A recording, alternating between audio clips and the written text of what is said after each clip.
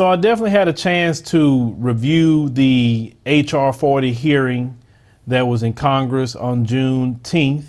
It was about 3 hours or so long. And of course, we know a lot of it was very disappointing. They brought people up there minus maybe two. They knew exactly what they was talking about.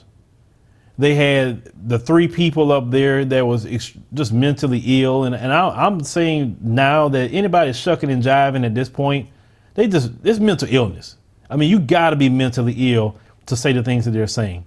I mean, they will literally cut their own throat to please their master. So something's definitely not wrong in the head up there. We gotta really start addressing that. And at this point, I just don't have the energy to be dealing with that kind of mental illness. Now, if you got the energy to deal with that kind of mental illness from, that there was three that was up there, that football player, he was up there, like, what did he know anything about?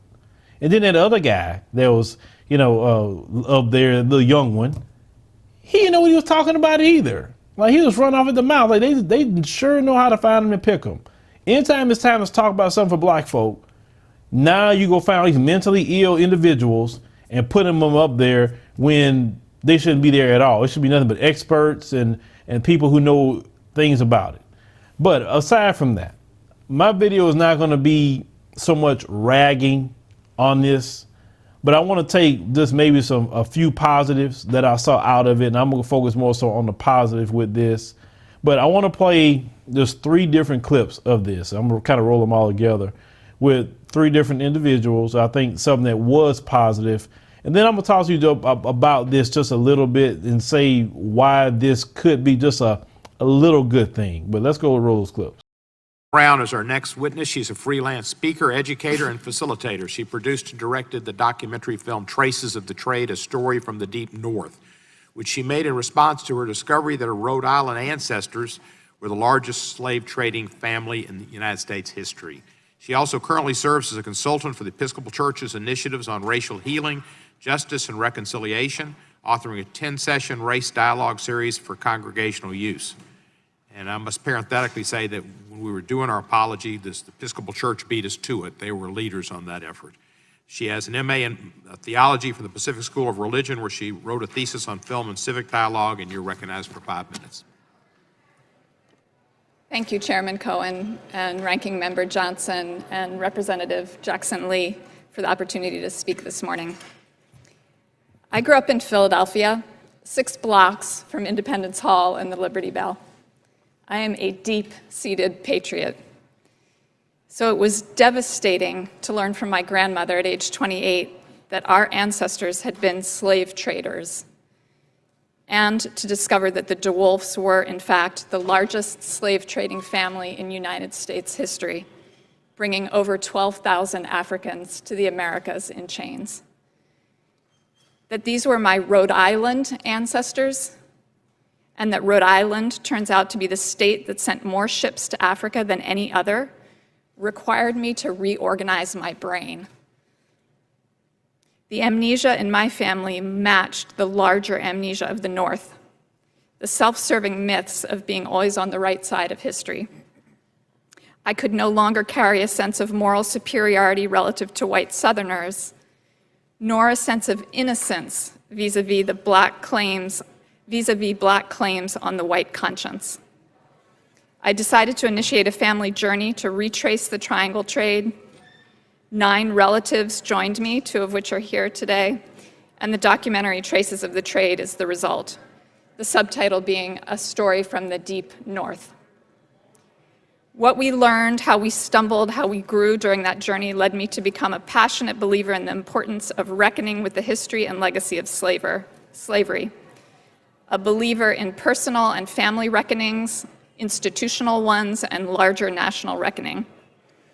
And with that, in the need for repair or reparative action, which can and should take many, many forms.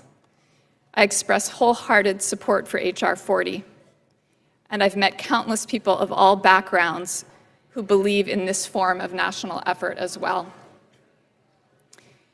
I know there are many who strenuously object to the premise that we need this reckoning. The pushback I hear most often is That's your problem, given your ancestors, but it has nothing to do with me. It's understandable that people distance themselves. I'll focus on 2 reasons. One, most of us learned a distorted history of slavery in school. So as white Americans, most of us don't realize our connection to it. Second, there's a natural instinct to avoid that which can bring feelings of shame about our people, about the country that we love. To address the first issue, here's a quick rundown of historical facts I had not been taught. That the North was deeply implicated, that slavery was legal in northern states for over 200 years, that Northerners up and down the economic spectrum made their livings in businesses tied to slave trade and slavery, that Northern mills processed cotton harvested by enslaved people. The Midwest and the West were implicated. They grew food to feed the South, where land was devoted to cash crops like cotton, harvested by the enslaved. Consumers throughout the country were implicated in their everyday purchases of clothing, coffee, sugar, rice, tobacco. People who immigrated from Europe after slavery were implicated. I have Irish, French, and German immigrant ancestors who came to the United States in the 19th century, worked in factories, struggled, but they were given access to the American dream. Why were waves of immigrants flocking here? Because it was the land of opportunity. Why was the economy booming? Why were there jobs? Because it had been built largely on unpaid labor. Once here, European immigrants got to systematically leapfrog over Black families with devastating consequences up to the present day. So slavery built the nation. It turning us into an economic powerhouse, due mostly to, I must say, good folk who participated in mundane ways and looked the other way.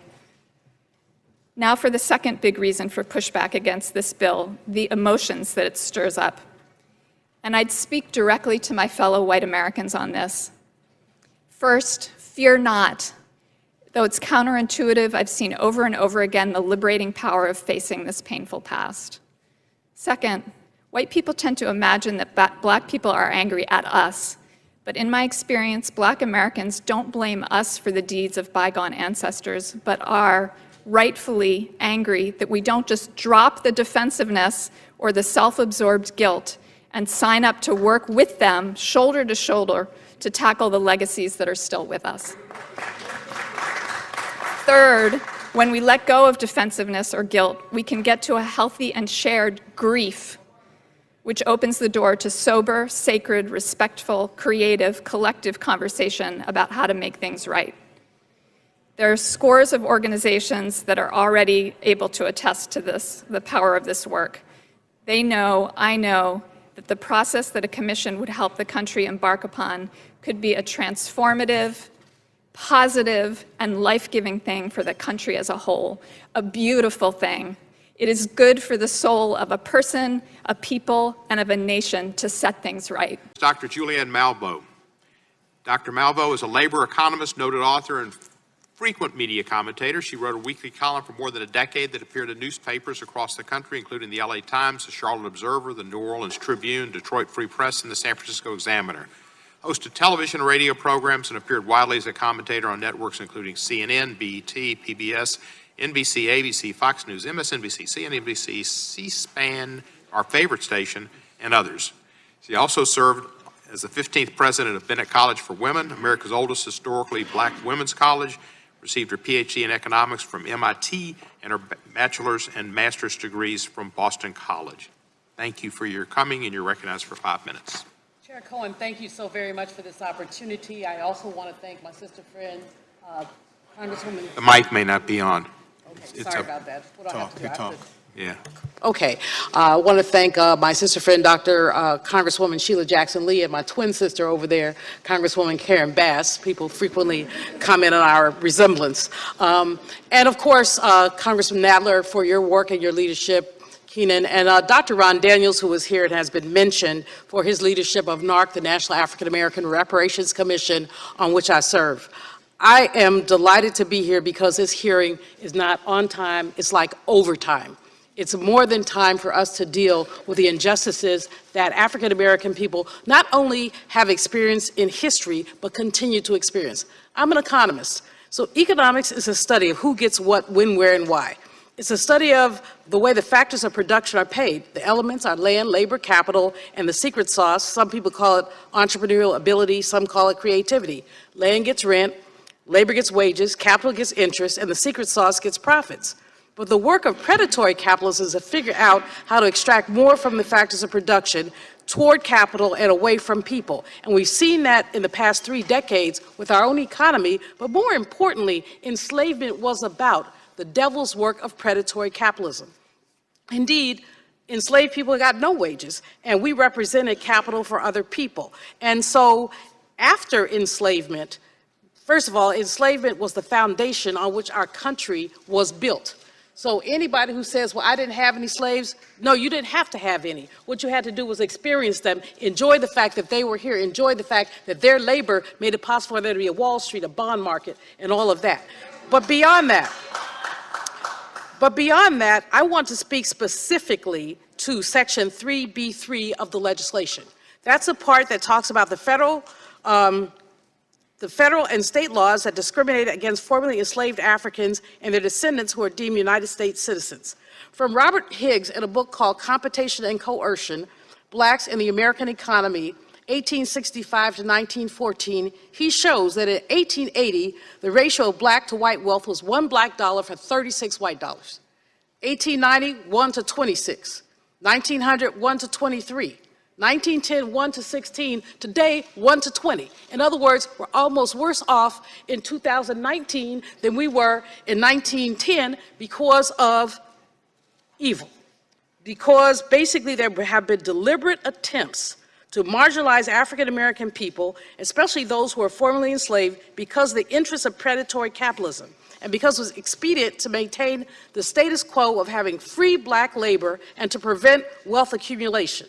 Despite the 13th, 14th, and 15th Amendments, black people were treated as other and perniciously and viciously excluded from the possibilities of economic advancement. The Emergency Land Fund documented the reduction of black land ownership between 1910 and 1969 from 16 million acres to 6 million acres. How and why? Land grabs, tax schemes, faulty deeds, and downright force. My own family in Moss Point, Mississippi experienced the expropriation of land through a moving fence, like the fence moved one night. We used to have the land, and we didn't have the land. Years later, after a couple of cousins were lynched, they changed the name of the land to Hawkins Lane, so they named it after us, but we didn't get it back. Joseph Brooks in 1978 estimated that black folks were losing 6,000 acres of land per week. And we saw what happened with the Agriculture Department.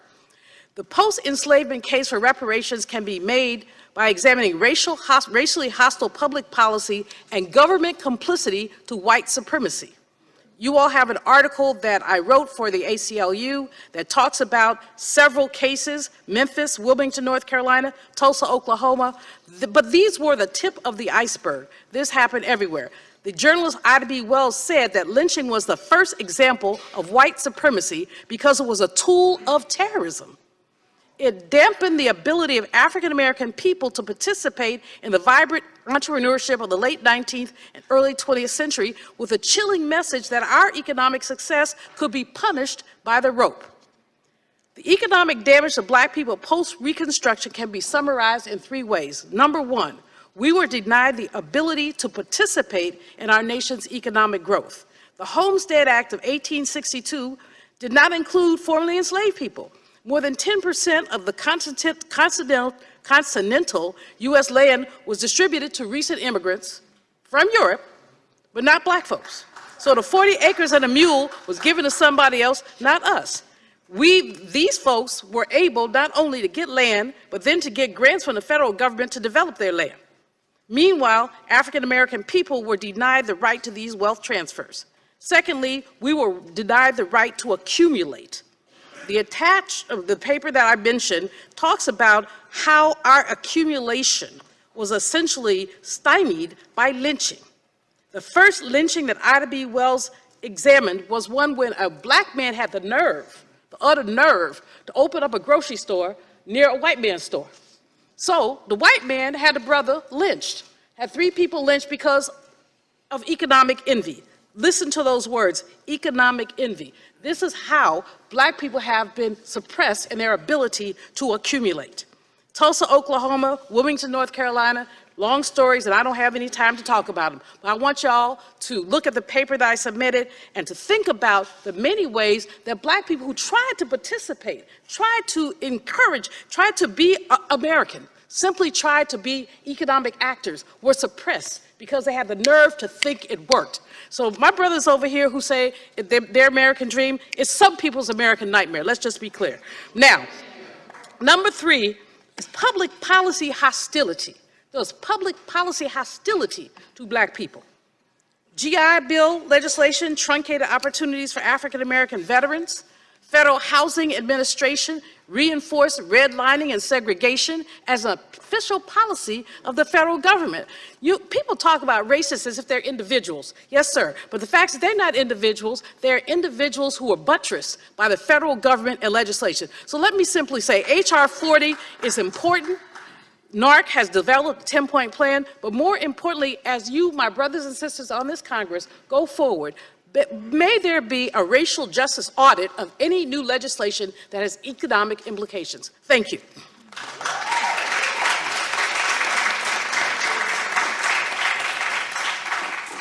Our final witness is Professor Eric Miller, professor of law at Loyola Law School in Los Angeles. Number of law teaching positions since 2003. He's written a number of academic pieces on reparations, among other topics. Testified in December of 2007 before this subcommittee on the legacy of the transatlantic slave trade in America. Professor Miller received his Bachelor of Laws with first-class honors from the University of Edinburgh in the UK, his Master of Laws degrees from Harvard Law School, and he's held a number of fellowships. Professor Miller, welcome back. You're recognized for 5 minutes. Mr. Chairman, members of the committee, I am honoured by the committee's invitation to testify at this very important hearing on H.R. 40 and the path to restorative justice. I will speak to my experience as an academic studying the issue of reparations and as a lawyer representing the victims of the Tulsa Massacre of 1921 in a reparations lawsuit against the state of Oklahoma and the city of Tulsa. In the short time available, I want to make the following points. Local, state, and federal governments were active perpetrators of race-targeted discrimination against and domination of African Americans during slavery and Jim Crow and beyond. These governmental institutions engaged in the massive social, political, economic, and cultural destruction of African American communities. Many of the perpetrators and victims of race-targeted state action are readily identifiable through a thorough investigation of existing historical records currently in the hands of public and private institutions. The race-based disparities brought about by federal, state, and local government discrimination remain baked into our governmental institutions, as well as the persistently segregated private social ordering those institutions brought about. Reparations addresses the ways in which these institutions entrenched race-based discrimination and domination throughout American social, cultural, economic, and political institutions. The committee should consider specific legal remedies to remove the time-limited bars against litigation, which are the major impediment preventing identifiable victims of extraordinary race-targeted state action to sue state and federal governments for financial damages. There have been multiple reparation-style lawsuits brought since the Supreme Court decided City of Richmond versus Croston, which have survived constitutional challenge. But reparations must also include rebuilding the social, political, economic, and cultural infrastructure of the communities destroyed by the state. Because without social, cultural, and political reparations, race-neutral programs of economic uplift will preserve the relative social and political disadvantage, domination, and disempowerment of African Americans across this nation. The urgent need for the H.R. 40 Commission and reparations as a path to restorative justice for the victims of state-sponsored racial injustice became clear to me in 2003. That's when I joined the Reparations Coordinating Committee, a group of lawyers led by Charles Ogletree and Adjoa Ayatoro. Our legal team filed suit representing the more than 125 still living survivors of the Tulsa, Oklahoma race massacre of 1921. Now, some historical context is in order here. On May 30th, 1921, some African Americans mobilized to stop a lynching in Tulsa, Oklahoma. One lynching had an effect on a whole community, because in response, white citizens deputized by the police and aided by the State National Guard burned down the 35 city blocks of Greenwood, a thriving African American residential and business district in Tulsa. Up to 300 African Americans died in the massacre and ensuing fire. Overnight, 5,000 African Americans became homeless. 3,000 terrorized people fled the city. The rest were rounded up and held under guard for days at the local baseball park and fairground. The Red Cross had to mobilize to provide tents for those who remained. The city of Tulsa and the state of Oklahoma moved quickly to suppress news of the massacre. Survivors were terrorized into silence. All mention of it was excised from official accounts of Oklahoma history. The details of the massacre only became public in 2003 after the state of Oklahoma formed an H.R. 40-style commission, including historians, lawyers, and activists, to report on the massacre. The commission's painstaking research through the historical record discovered much previously unavailable material. The commission apportioned detailed financial damages and proposed that reparations be paid to the survivors and descendants. When the state refused to make good on these recommendations, we filed a lawsuit trying to complete the process begun by the Commission. The only impediment to our success, the court acknowledged, was a rule requiring the survivors to file any lawsuit within 2 years of the injury. These statutes of limitations are the major impediment to many reparations lawsuits. The Tulsa experience demonstrates that the harms of slavery and segregation scar our communities to this day. The city and state dismantled economically, politically, and culturally a specific community, African Americans in Tulsa. Subsequent generations of Greenwood residents have labored under the social and political disempowerment whilst trying to rebuild their community. The Tulsa experience is emblematic of many African American communities around this country. So whilst a monetary payment would count as a beginning, economic justice is not enough without racial justice to repair the specific race-based wrongs of the Tulsa massacre and its aftermath. To quote Harvard law professor and reparations activist Charles Ogletree, reparations are more than an exercise in education, remembrance, and apology. Reparations demand the political, social, and economic power and equality for African Americans that has been stifled and suppressed in America since its inception. Accordingly, I urge Congress to pass H.R. 40 as a first vital step on the path to acknowledging and accounting for the history of race-targeted discrimination and wrongdoing that has marked too much of this nation's history. Thank you. So you heard the three individuals I decided to play. Now understand something. Many people are saying that H.R. 40 has no teeth. We understand that. They say, look, people have studied enough. I agree. You have many experts in this to bring them up there. But this wouldn't even got to this point if it wouldn't been for people like yourself and many others who's speaking for reparations, even people like me as well who's speaking about reparations. They're being heard. Our voices are being heard. Our voices are being heard so much so that H.R. 40 wouldn't even get a hearing years ago. Wouldn't even get it. Now, all of a sudden, you're getting an H.R. 40 hearing because we have put the pressure on politicians to say, you better start talking about this reparations.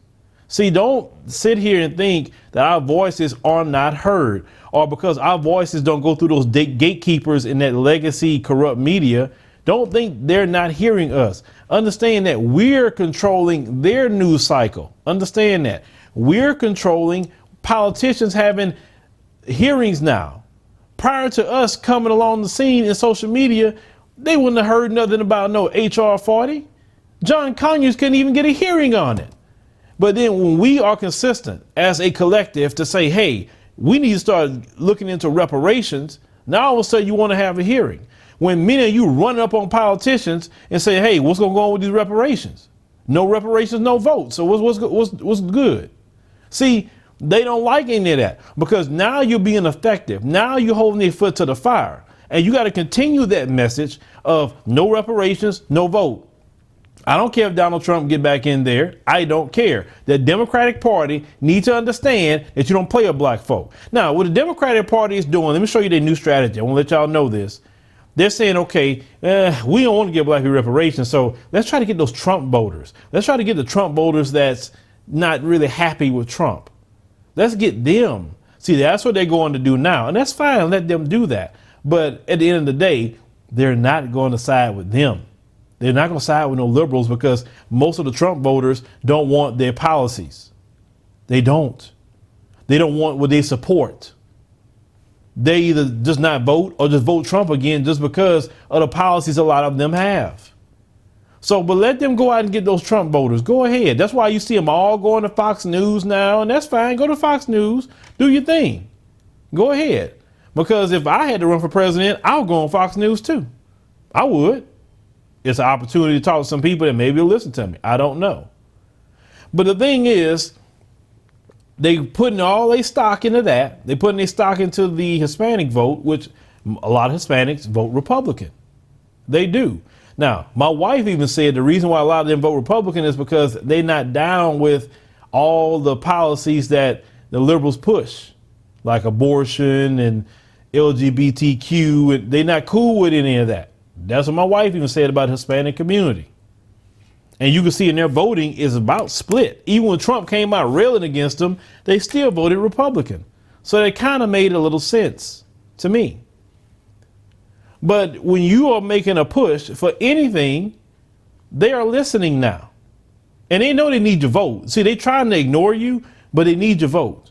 See, they cool with this commission. Oh, they cool with that because you're not getting anything out of them. Okay.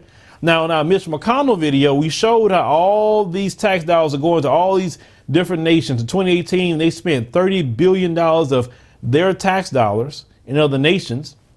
And now one of them have went to Mitch McConnell, Nancy Pelosi, Trump, or any of them and say, hey, why are my tax dollars going to these different nations? Why are you spending my money? This is my money. I'm not responsible for them, but when it comes to black folks, well, you can't have no reparations because, I had nothing to do with it. Get what I'm saying? Backwards people. But the thing is, we are being heard, ladies and gentlemen. We're being heard. Now, reparations, because we're going to have to craft this a little. We're going to have to craft the message because we haven't crafted this very well yet, in my opinion. You've definitely said reparations need to be payments, and I definitely agree with that.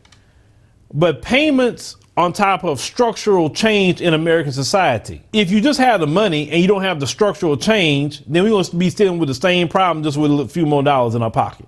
For instance, we got a reparations check where the police can still get away with killing us unarmed, harassing us, etc. Then they do get arrested. They have a kangaroo court and let them go.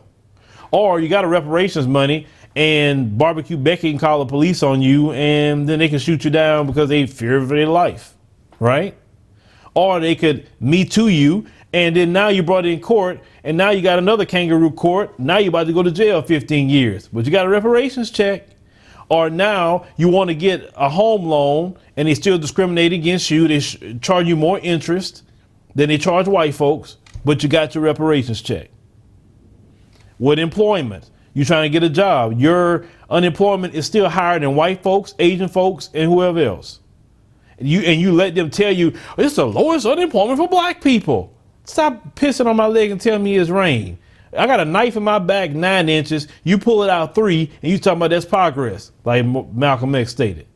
That's how that so-called unemployment number is. No, when my unemployment matches white people unemployment, then there will be actual progress for black people. Asians unemployment lower than white folks. So when you start mentioning unemployment, y'all silly enough to repeat that and allow that to go on and not challenge that? Come on now. We got to think about this. We got our reparations check, and if we try to buy a vehicle, our interest is still higher there. We got a reparations check, but school to prison pipeline is still going on. You get what I'm saying, brothers and sisters? So we got to have the check and structural change in America. If you don't have structural change, All you're going to have is just them more pissed off to discriminate against you because you got a check because of economic envy, like their sister stated. So we're going to have to craft that message a little bit more than just the checks. See, checks is too easy. Checks is give it to, and then most of y'all going to give it right back to them. Let's call that what it is. Now, some people say, well, it don't matter what I do with my money. But it matters if you fight for reparations and you still have the same system intact. Reparations need to be money and structural change in the whole system in that reparations package. You need to have laws that say you can't kill somebody unarmed. And if you do, it's 15 years in jail or more. I guarantee that'll change. You have to change this banking system. You have to change everything. America will have to have a structural change with that reparations. Or we're going to be dealing with the same exact problems.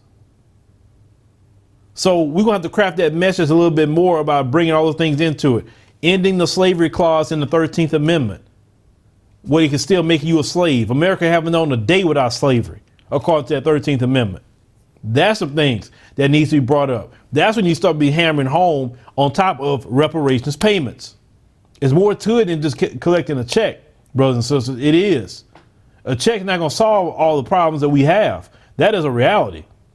Oh, I want my check now because you owe that. But the fact is, on top of that check, we need a whole lot of other things with that to make it just bearable enough where you can live comfortably as a true citizen and not a fifth class citizen in this country. Also, we have to craft a message on who should get reparations, because who should we get it? Immigrants that came to this country and discriminated against, they came here by choice. They can leave at any given time. They can leave at any given time. They get good and ready. They're tired of America, right? Black Americans don't have nowhere to go to. Y'all haven't set up no treaties. Y'all haven't did anything with African nations to say, hey, if Black Americans want to come back, they can get citizenship. Y'all ain't set none of that up. So Black Americans really don't have nowhere to go but America. And Black Americans could trace their lineage back to the plantation fields. I am one of them. My great-great-grandparents were slaves in Louisiana on a sugarcane plantation. A lot of us could trace our family back. You have to, number one, be able to trace your family back to the plantation fields of America, first and foremost. You need to identify as Black on all your identifiable things like driver's license, etc., all your life. And then there should be a good indicator. Yeah, because you can't call yourself Black all of a sudden, because they're going to have some folks that's going to try to come in and say, wait a minute, I had a Black ancestor. I should get reparations. No. You have to identify as Black, and you have to have at least more than 50% African DNA. See, I'll get to that point with it, at least more than 50%. Because if you don't put in the DNA clause, you're going to have these people coming in with these 1 or 2% African DNA and say, hey, I should get slavery reparations too. Because, even when the Native Americans got theirs, remember that $5 Indian situation where they paid $5 to get their names on the roll so they can get money? Because you know how they finesse. They don't want to be stuck out when money start coming out. But expand the conversation of reparations. And one more thing in relation to me. I had a brother come to me on Twitter yesterday, and I had hashtagged the ADOS hashtag. And he said, well, brother, you think more like a Pan-Africanist. How could you hashtag that? I say, well, according to my lineage, is how I can hashtag that if I chose to. But isn't that in direct, you conflicted with Pan-Africanism? Say no. I said, the United States is part of the African diaspora. What are you talking about? It is the number 2 country where the most Africans was taken out of. Brazil will be number 1. So no, this is definitely in line of the African diaspora and being Pan-Africanist. I believe in a global African family. That includes the United States. And globally, we all should go for reparations. Every last one of us. There's a lot of us should go for reparations. Not just us here in the United States, in the Caribbean, in South America, Central America, people in the UK.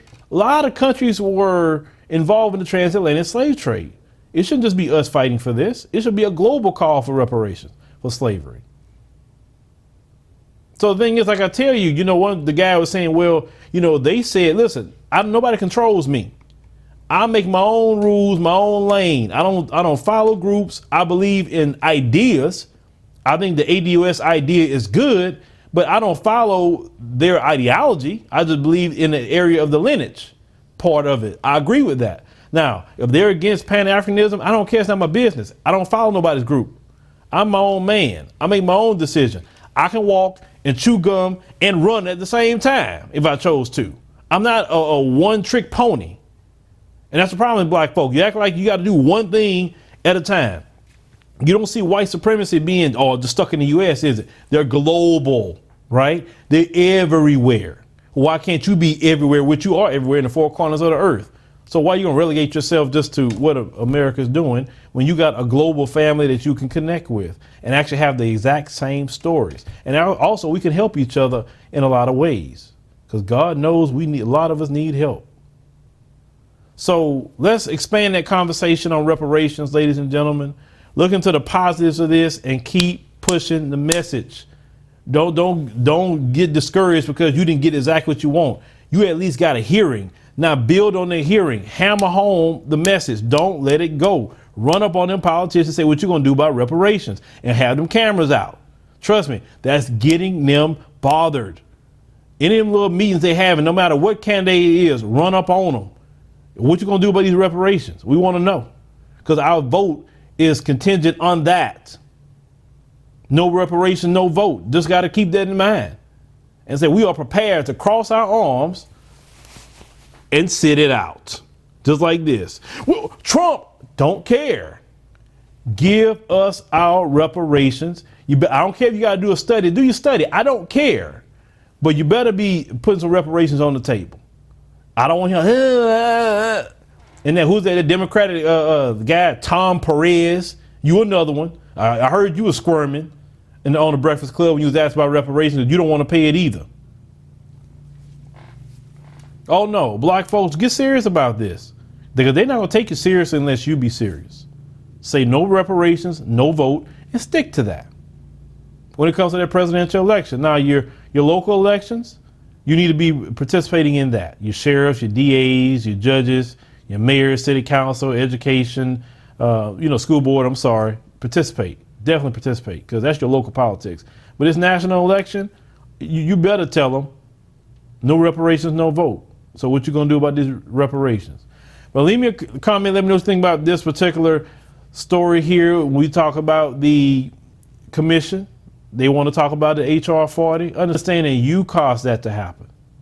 John Conyers couldn't get it done, but you caused it. Sheila Jackson Lee didn't even cause it. You caused it. Understand that? So build on what you have caused. We can't look at just, we didn't get what we want, and it's so negative. No, don't focus on the negativity all the time. Focus on, that's positive right there.